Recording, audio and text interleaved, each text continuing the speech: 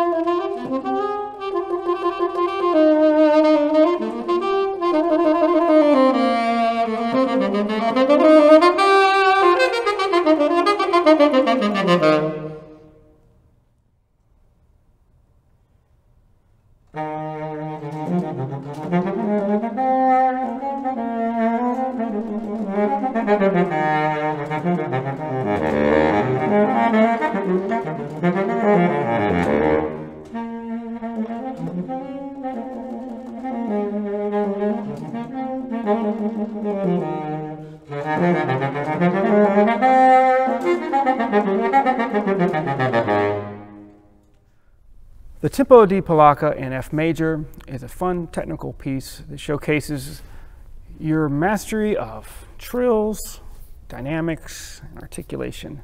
One important thing to remember is this is a polka, Polacca polka. And if you think about the fun nature of a polka, I think of people dancing around a beer barrel or something, but it kind of gives you the lightness that you need to play this. This is not terribly serious.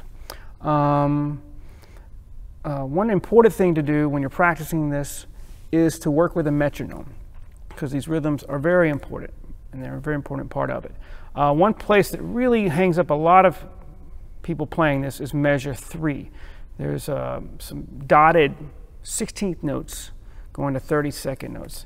And a great way to practice the timing of that is practice it with a metronome, of course, but take out the 32nd note and just get the rhythm of the upbeat. So it'd be like ba ba da da ba da da, like that.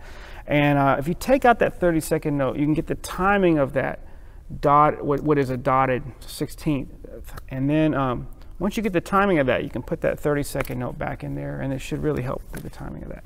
A lot of young players really get tied up on these trills. The first thing I recommend is practice it without the trills. That way you can get the timing coming out of them. And there's no need to rush the little turns that come out of most of those trills. I think in this particular piece there's just 3, and they all have a little turn coming out of them, or some passing notes out of them. And you don't have to rush those. Once you've practiced it without the trill, then you can put it back in.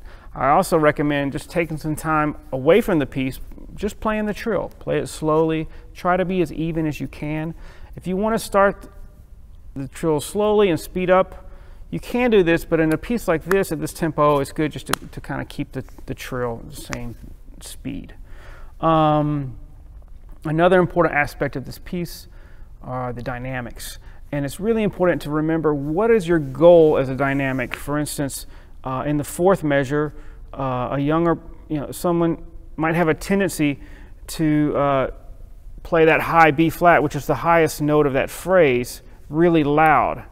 But really your goal is the very next measure. And so you want to save it and push the air through until you get to the forte in the 5th bar.